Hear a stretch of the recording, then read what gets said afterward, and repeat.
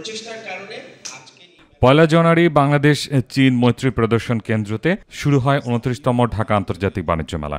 ৩১ জানুয়ারি পর্যন্ত চলা এই মেলার সমাপনী ঘোষণা করে বাণিজ্য উপদেষ্টা বলেন, আন্তর্জাতিক বাণিজ্য মেলায় আন্তর্জাতিক সংযোগ বাড়াতে চায় সরকার। বর্ষপূর্ণ হিসেবে ঘোষণা দিয়েছেন এবং এই ঘোষণার ফলশ্রুতিতে ইপিবির পক্ষ থেকে একটা সেমিনার অর্গানাইজ করা হয়েছে এবং ইপিবি খুব প্রোঅ্যাক্টিভলি আমাদের রেগুলেটরস যারা আছেন এনবিআর সকলের সাথে সংশ্লিষ্ট হয়ে এই বর্ষপণ্যকে আরও কীভাবে প্রতিযোগী সক্ষম করা যায় এবং এর সক্ষমতা বৃদ্ধির কল্পে যে নীতি সহায়তার দরকার আছে এই নীতি সহায়তার জন্য সরকার সার্বজনীনভাবে কাজ করছেন।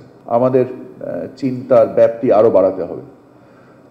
এর মধ্য থেকেই আমরা আগামীবারের মেলাকে আরও দৃষ্টিনন্দন, আরও যারা এখানে অংশগ্রহণ করবেন এবং দর্শনার্থীর জন্য আরও কীভাবে আমরা সহজ করতে পারি এবং আরও ট্রান্সপারেন্ট করতে পারি, আমি আপনাদেরকে আশ্বস্ত করতে চাই যে আল্লাহর রহমতে ইনশাআল্লাহ আগামী মেলায় আপনাদের অভিজ্ঞতা এর থেকে ভালো হবে ইনশাআল্লাহ। মেলার শেষ দিন এবং সাপ্তাহিক ছুটির দিন হওয়ায় মেলা প্রাঙ্গণে ক্রেতা দর্শনার্থীদের ছিল উপচে পড়া ভিড়।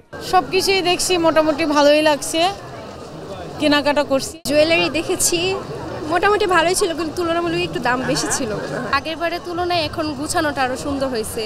তারপর খাবারের স্টলগুলো আগের বারের তুলনায় এবার বেশি দিছে, আর টেস্টটাও মোটামুটি আগের বেলা থেকে ভালো ছিল। অনেক সুন্দর, প্রতি বছর নিয়ে যেন আবার আসতে পারি এই কামনা করি। বেচা বিক্রি নিয়ে সন্তুষ্টি প্রকাশ করেন বিক্রেতারা। শেষ দিনে ক্রেতাদের টানতে দেওয়া হয় মূল্য ছাড় সহ নানা ধরনের অফার। যে বেচেন একটু এবার হালকা পাতলা, এবার অনেক কম আগের তুলনায়। ফ্ল্যাশ সেল দিচ্ছি, এমন কিছু করার নাই, লস হয়েছেই তো এই কারণে একটু লস করে চলে যাচ্ছে। মেলার বেচা বিক্রি প্রথম যে গ্যাপটা ছিল লাস্ট পর্যায়ে এসে গ্যাপটা অবশ্য পূরণ হয়ে গেছে আমার। আর যে বেচা কিনে আশা প্রত্যাশা ছিল বা আশা করছি, বেচা কিনে লাস্টে এসে ইনশাল্লাহ আলহামদুলিল্লাহ ভালো। আলহামদুলিল্লাহ, এই তো ক্রেতারা আসতেছে, নিচ্ছে, আমরা খুব ভালো লাগতেছে, আমাদের সবার খুব ভালো লাগতেছে।